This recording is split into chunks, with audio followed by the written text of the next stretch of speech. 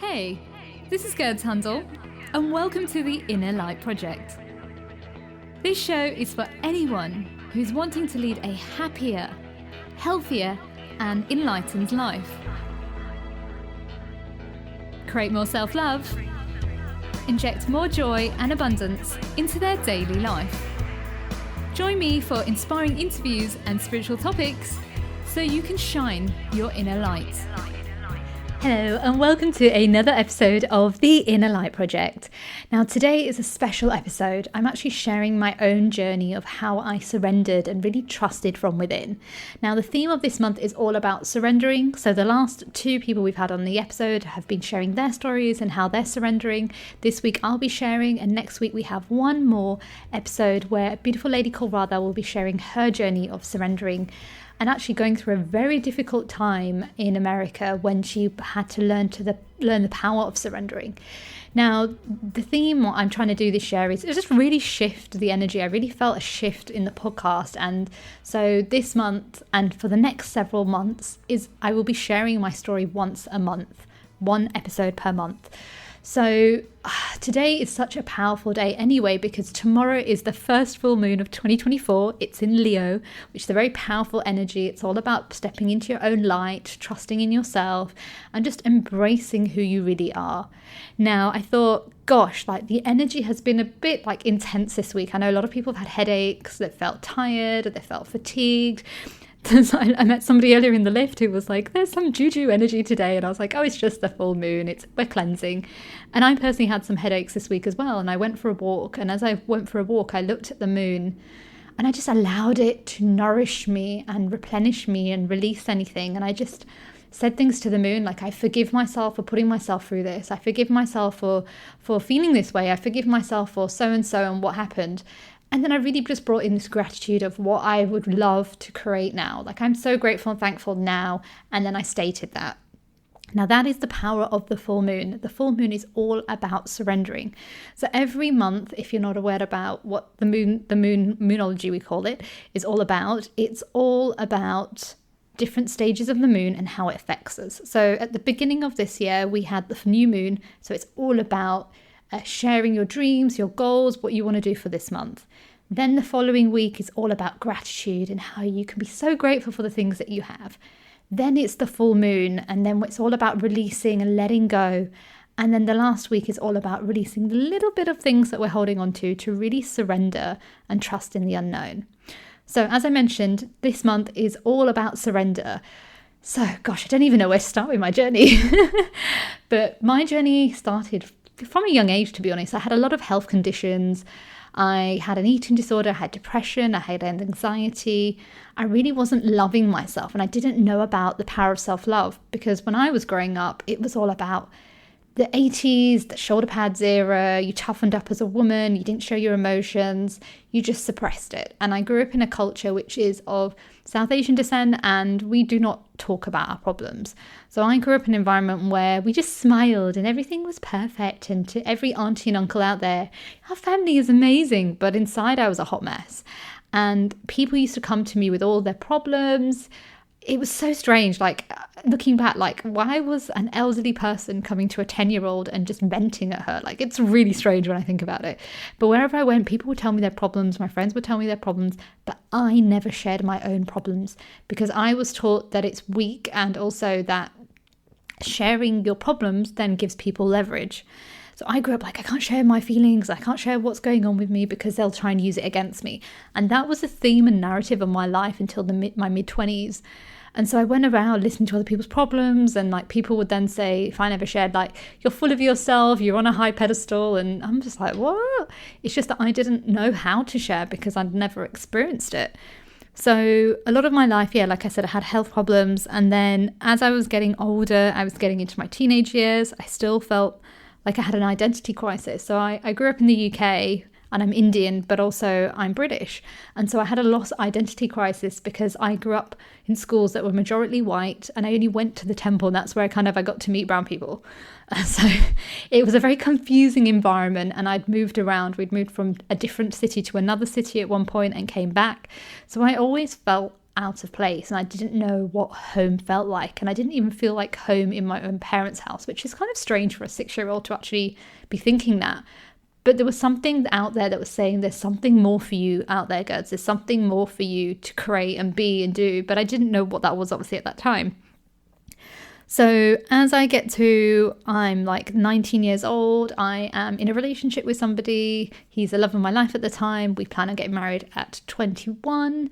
He was a year older than me. Unfortunately, he passed away and had a car accident. And so my whole narrative of my life changed. Now I went from being this loving, kind, caring person to now I can't hug somebody because they might pass away. I can't do this because this might happen to them. So I had this fear, like I couldn't even hug my own mother properly because I was afraid that something would happen to her. It's so silly when I think about it now, but trauma does affect us in different ways, and we really need to understand why we feel the way we feel or why we behave the way we do. Because when we do, then we take the power back and we allow ourselves to be in that love, peaceful, surrendering situation. So that starts at 19. I then don't know how to deal with it. I start drinking. I start doing things like just to get out of my head. I then throw myself into my work and my studies. I'm studying a degree in journalism at the time. I'm also working in the pharmacy. Yes, it's very strange, but I always was interested in lots of different things. And so I'm just like doing placements on top. I'm doing everything to keep busy so I don't have to face it. And then at 20, just turning 20 years old, I do a placement in a different city where I've got a few friends studying at that university, and I'm living alone for the first time ever, and I'm faced with all my trauma. I have nowhere to hide. I have no one to talk to. I don't know how to explain how I'm feeling, and I'm sitting there in this pain. And the only thing I can do at that point is drink. And so then I go out with my friends and I drink and I just dance on tables. I'm being free and being silly, but it's an escapism from the pain that I'm feeling. And then I'd go back to the flat and I'd feel lonely again. And that was the first time I felt a deeper pain because I had nobody to talk to about it, and I didn't know how to talk about it because I didn't even understand it at that point. So that was like an early stage of me starting to understand my trauma but not fully getting it. And then I ended up moving to London to study a master's, but before that I ended up having a car accident in my final year. So, you know, it's crazy when I look back at my own journey, but I had a car accident at 21, but me being me back then, I'm fine, everything's okay, I don't need to go to hospital, I don't need to see a doctor. 3 months later, I can't tell you how many hours of sleep I had, what I had for breakfast, the time, like I would sit in the university library till late and I just didn't even know what was wrong with me. Obviously, I had stress, I had probably a small case of PTSD, didn't even realise at that point, but also I had short-term memory loss because I hit my head on the dashboard. So my mum starts to worry when I tell her everything because I'm like, I don't know what's going on with me. I've kept it in. I go to the doctor, don't say that I had a car accident. Now, this doctor reads 10 questions off a computer and says, you are depressed. You can A, take antidepressant tablets, or B, you can speak to a therapist. And I'm looking at him like, what? And I obviously work in a pharmacy at this time. I was like, I'm not depressed. So I hold the prescription and I go, okay. And then he says, a therapist. I'm like, there's nothing wrong with me. What's wrong with him? Like, I'm fine. Everything's fine. So I walk out of the GP surgery and I rip up the prescription. I'm like, hell no. And then I tell my mum what happens. And then she tells me, go back and speak to another doctor and see what they say. And I'm so grateful that my mum told me this because I went back and I this time it was a lady doctor. And I said, okay, I had a car accident. This is what's happened. And I've not been feeling good. And I don't know what to do. And she says, you just need time in nature. And I'm looking at her like, what? She goes, take 3 months off university, connect with yourself, get back into a routine and you'll feel fine. And I was like, no, I don't have time. I'm in my final year. I have a dissertation. She's like, no, but you need time off. So I agreed to it. I hand in my notice and then I take 3 months off. And then after that, I do all my exams. I do my essays and my coursework, whatever I needed done, my dissertation, and I hand it in. And I kid you not, that was the best advice I ever got. I went to bed early, I kind of sorted myself out, I ate on time, everything, and I came back to myself. Now, had I listened to the other doctor, my gosh, I probably wouldn't be on this podcast right with you now. And this is a problem when we allow others to dictate our well-being, because secretly inside I knew that something wasn't right with me and I needed time off, but I needed someone to just remind me that I needed that off and that it was okay, because I was very harsh on myself growing up that I needed to succeed and be successful. And so the first time I felt heard and seen, and I'm so grateful for that doctor for giving me that guidance at 21 years old that I needed. So then after that, I moved straight into London and I start a master's. Everything's going amazingly well. I'm meeting amazing people. I've got amazing flatmates. And then I end up in a relationship that wasn't really serving me, but it was just there. But obviously I didn't understand that it was my trauma playing out again from my previous partner because of him passing away. So I'm in this relationship with this person. It's all happened so quickly. It's like a whirlwind. It feels like woo, we know each other, and, and things don't work out. And I grieve again. And I grieve so painfully. I'm getting angry and upset. And it's the first time I'm starting to feel my emotions. And I'm like, I'm abandoned again. So I had this abandonment issue. And it just feels so painful. Again, I'm left to deal with my emotions and I don't know what to do with it. And it's overwhelming. So I'm running around, making sure everybody else is okay, doing my deadlines, working on the weekend, doing everything to ignore the pain. But the pain keeps seeping in. And again, I'm just getting hurt and hurt and hurt. But again, I don't know what to do. So alcohol is my friend at that point. So I numb my emotions. I go out and I just escape from reality. And then me being me was like, right, I need to succeed. So the next stage is I need to go to Canada. I need to do a paid internship in Canada. I need to work for a news channel. I end up getting an internship. I get it literally the next day before I hand in my dissertation. I literally fly out and forget what city I'm in when I wake up. But that was Gurds. That was my way of dealing with things. I didn't know how to surrender, because again, a lot of us have not been taught how to surrender with our pain. Once we feel, deal and heal it, we take our power back. We are free. You're meant to feel your emotions. We are all emotional beings. Like, if God, universe, higher power, whatever you want to call it, didn't give you those emotions, then we wouldn't have them. So there's nothing weak about it. We were given them. We were born with these emotions. And as women, we have this gift to feel our emotions. But society, because it's very patriarchal and it's a male's world that we've grown up in, deems that as bad. Now, it's not our fault that they can't maybe feel their emotions on the level that they need to feel. But when you don't feel your emotions, it stores in the body. And when you keep holding on to that resentment and anger and that pain and that frustration or whatever's happened, it then manifests in the body, and it manifests as a disease. So you could probably have more headaches, aches and pains. It could have a health condition. That is what happens when we do not release the pain of our story and the trauma that we've grown up with. And I mentioned this in another episode, and I think it was with Radhika that, it doesn't matter if you had the most amazing upbringing, the most amazing parents, you had everything. We all have some level of trauma, small or big. We all have some level. And so it's so important to feel what you're feeling and let it go. Tomorrow is about the power of letting it go. It's the full moon. It's in Leo. It's like roaring. Let that shit go. Just let it go. I honor you to just do that, because when you do, you will set your life free. And this is what I'm about to share. So, I go to Canada, I ignore my pain. And again, listen to everybody else, not dealing with my emotions, taking on more than I can take on board, traveling 4 hours a day because I didn't pay attention as a naive 22-year-old how far the station was, right? And then, everything hits me and I collapse in my aunt's house. And my left arm stops working. And again, I'm faced to deal with my trauma, but then I'm dealing with other people's shit on top of it. And so my arm is not moving, I have to go to hospital, they can't figure out what's wrong with me. I end up having to take time out. I fly back to the UK, and luckily, and thank God for my dad. My dad actually had an accident when I was younger, at a very young age, and he has 3 metal plates in his left arm. And he showed me the tools that he used to regenerate his arm. So I followed his protocols and the movements and stuff. And within about, I think it was like 3 months, my arm started moving.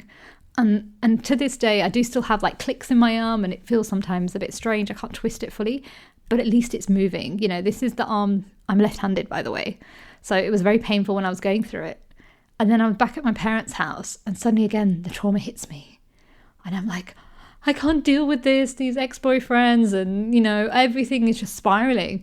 So then I throw myself back into my work. The theme here is I was just throwing myself into my work because I didn't want to know how to handle it and face it. And so I'm like traveling up and down the country, working in the journalism industry, doing lots of placements, doing freelancing work, doing everything I can to get myself back. And then I get myself back, and then I decide to take another role on top of everything I'm doing and become a financial publisher. So by now I'm probably like 24 years old, and then I'm doing like paid work at some of the biggest channels in the country. And again, I'm like just working so hard to the bone, and then going out and numbing my pain. And then the first time I have a friend that I'm sharing some of parts of my story, and I cry hysterically. And she's sharing as well, and we're both vulnerable. And it's the first time, but I feel scared as well because I'd never been seen that much. And so we would have our own little crazy journeys and sing and dance whilst we're in the car, just being free. But I still wasn't fully free. Now, as I'm hitting before my 25th birthday, I get made redundant. And it was just quite funny, actually, because I look back. I actually wasn't happy in that job, and I planned on leaving in the next few months. And so I was like exiting anyway. And so my boss is like, don't tell anybody you're leaving. And I was like, yeah, it's fine. And then I shook his hand and I said, it's the best decision you've ever made. And he looks at me like, what? I'm like, yeah, it's the best decision you ever made. Because when I was in that office, I collapsed in that office. And I wasn't breathing at one point, and somebody, bless them, gave me one of like inhalers. They shouldn't have obviously done that at the time, but I really couldn't. I was obviously having a panic attack and I didn't understand. And the ambulance came to take me, and nobody in the office came with me. And I'm like, wow, because they're too busy with work. Now, some of these people were like always coming to me with their problems.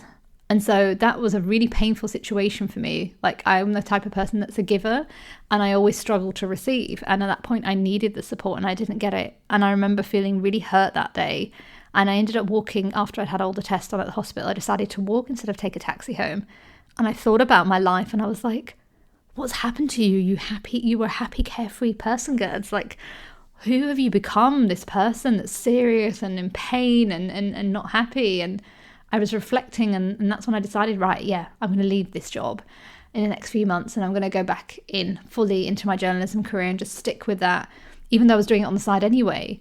It was a time when it was the whole financial crisis in 2011, 2012. And so, yeah, I then later get made redundant. So I shake my boss's hand and then say, thank you, it's the best thing I ever did.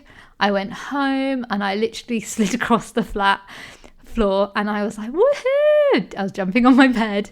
I just felt so free for the first time, like I was taking back my power of my life.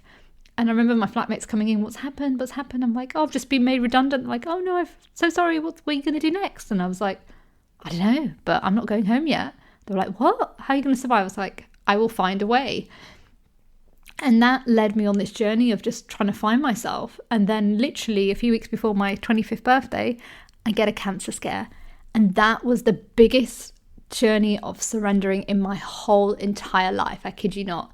So I'm not feeling good. I have some weird pains, like cervical pains down below. I have some tests done. They're saying that it might be cancer. I then freak out thinking I'm going to die. Like, just imagine a 25-year-old, like their life. They're like, oh no, everything's over. And I'm like going out drinking, like, oh, my life is over. I may as well just enjoy it myself. And then I go back to get my results, and I'm sat there in the waiting room, and there's nobody in the waiting room apart from me. And I'm sat there like, what have I done to deserve this? In my mind.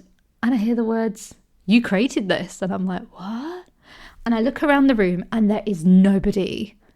I'm like, okay, so am I going crazy now? Like, this is weird. Like, what the hell is going on? So I'm like, no. I just ignore it. I go in, get my results. They misdiagnose me. I come out and I just burst into tears. I run out of the hospital. I call a friend. She starts crying on the phone. I start crying. And then I hear the words, it's time to heal. And that was the turning point of my life. At 25 years old, I'm now 36. I surrendered. And I just never looked back. I just was like, I need to surrender. I need to trust this process. I need to allow myself to be and heal. And I went home I spoke to a friend in Canada who at the time I thought was somebody I could trust, and I literally shared my story, but I felt vulnerable, and I'm like, oh no, I shouldn't have shared my story, like she might use it against me, because that's what I was raised with, right? And the thing, what people don't understand is nobody has power over your story unless you think they have power. You know, if you're detached from your story, it doesn't really matter. Who cares if people talk about it? You know, if you don't care, then it's fine. Like, I really don't care about my story. Like, I'm so detached now than I've ever been before in my life. And that is why I find it so easy to share, because I'm like, it could help somebody. It doesn't matter. Like, I drank, so what if my community cares? I don't care. Like, I'm 11 years sober now, right? So I just don't really care about a lot of things like that, you know. But some people do. Some people care about what people think. And so going back to that time, like I was saying, like, I went on my journey, I spoke to a friend, and then I looked in the mirror and I was like, it's time to heal. And I wrote 30 pages of my life in, I don't know how I did it, in 7 hours. Like, the sun was out, the birds were tweeting, and I looked in the mirror and I said, I love myself. And I literally wept. I can't even remember the time I'd wept that much in my life, but I wept and I wept and I wept. And I looked at myself and I knew something was about to change and I needed to honor it. And everyone around me was like, what are you going to do? What's your next stage? And, you know, asking all these questions like, I don't know, I'll figure it out. And they're looking at me like I'm crazy, you know, because people didn't, you know, back then people didn't understand the power of surrender. Like, I think now surrender has come in a lot more, but I was just like, I don't know, I just need to trust the process. And it led me on to do some amazing things. Like, I had a redundancy payout, but eventually I needed to, you know, pay my rent and things like that. And then I went back to a job that I did in the pharmacy when I was younger. I did that on the weekends. I then worked with young people. I produced documentaries. I did so many different things. I had a radio show. Then I decided I wanted a podcast. And I just surrendered to it. And everyone thought I was crazy. Like, this girl was supposed to be a journalist. She is a journalist. What is she doing? My family are worried. They're thinking something's wrong with me. Everyone's like, who have you become? I'm no longer drinking.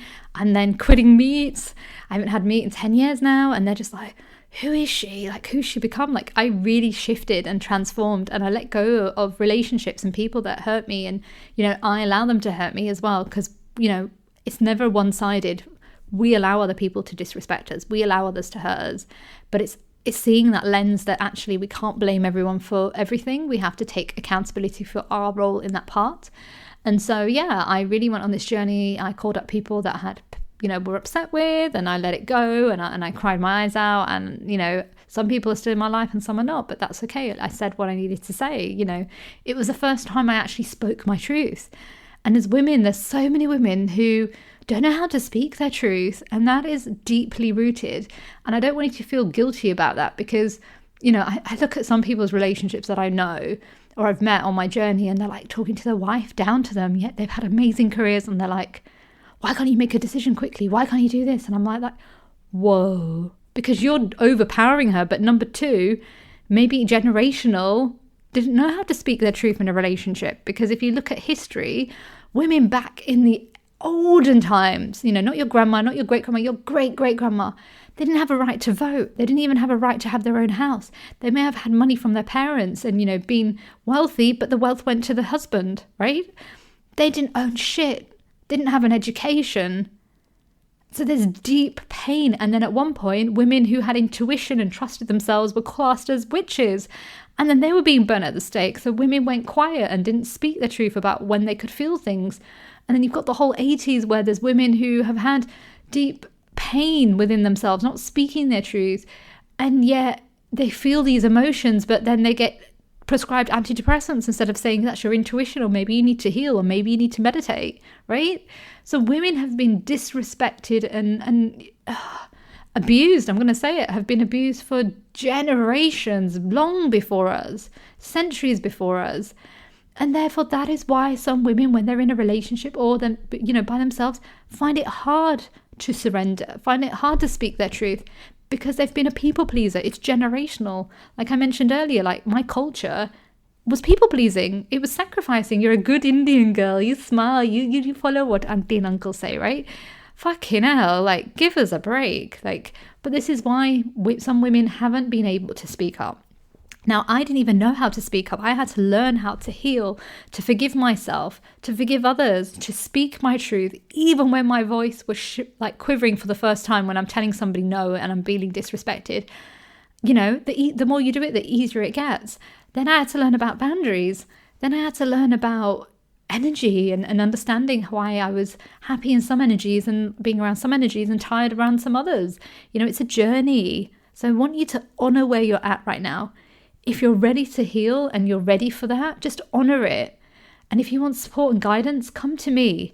Visit my website, www.gurdshundal.com. I have 2 programs. I have a VIP day where we pull out ancestral, cultural, society, familial trauma, and we let all that shit go.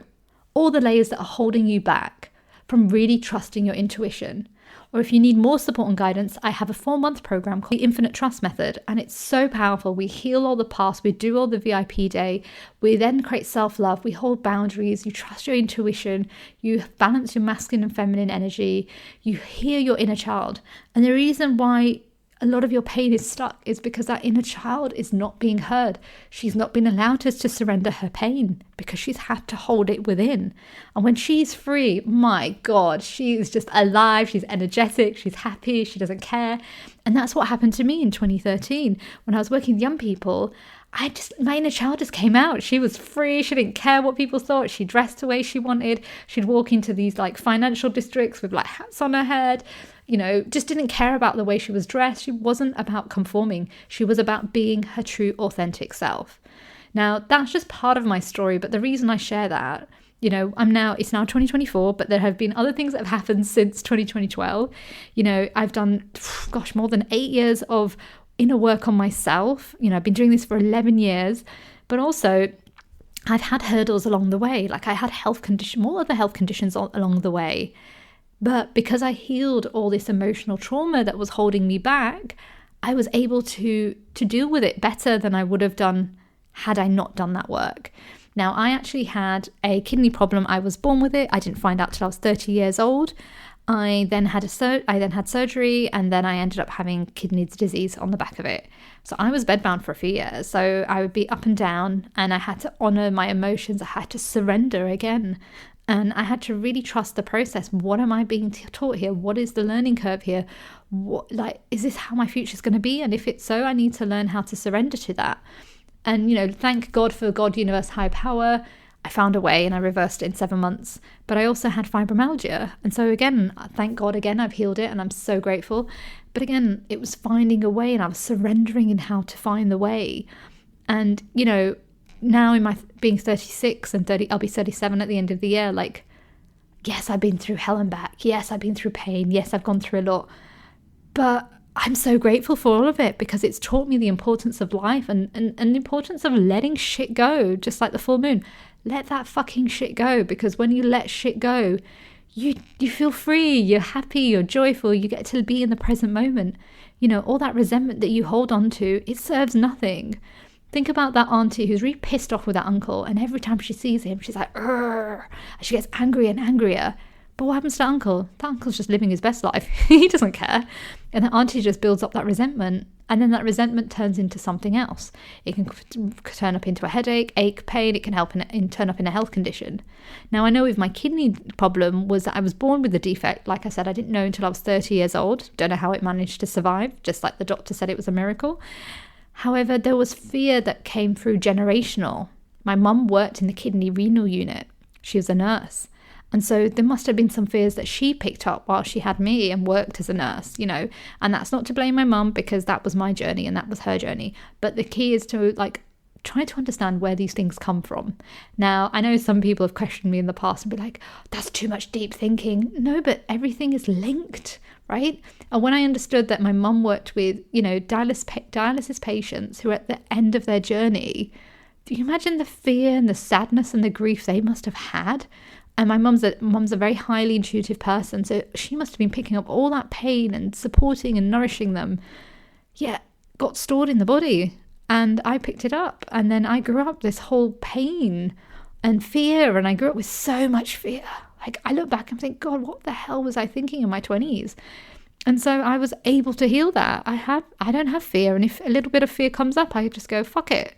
What's the worst that could happen? And I take my power back. So my point is, you can take your power back at any age. It doesn't mean because I did it in my 20s that you can't do it. I have clients that are in their 60s, clients that are in their 40s, you name it. And they've all been ready to heal. And so when you're ready to heal, it doesn't matter what age you are, because that was your journey and it was meant to be that way. It was all aligned that way. But my point is, you don't need to stay stuck in that story, stuck of this person hurt me, stuck this relationship hurt me, stuck because somebody did this to me, and stuck because someone did that to me. I left a long-term relationship and I could have sat there and been like, he's this, he's that. And, I felt the emotions, don't get me wrong. I was angry and I was upset, but I felt it. And then I let it go. And it didn't take me long to get over it. And the reason was because I surrendered to the emotion. I honored my emotion. I accepted it. I wasn't hard to myself. I paid attention to why I was feeling what I was feeling. I realized it. I vented and I let it go. And then I took my power back because I was like, how much more power am I going to give to this? We only give people power how much we want to give to them. Again, the whole thing about the story thing, even if you share your story, nobody has power over it unless you think they have power over it. If you think they have leverage over it. I couldn't care less if someone went and told somebody that this happened to me. I'm like, cool, thank you. Maybe that will inspire somebody. Maybe that will help somebody. There is so much courage in just sharing who you are and being who you are. You deserve to be heard, my love. You deserve to be seen. You deserve to be held the way you've always wanted to be. You deserve to be respected. You deserve to be loved. And if you're not feeling those things in this moment, it's time to honor and surrender your emotions, feel what you need to feel, and let that shit go.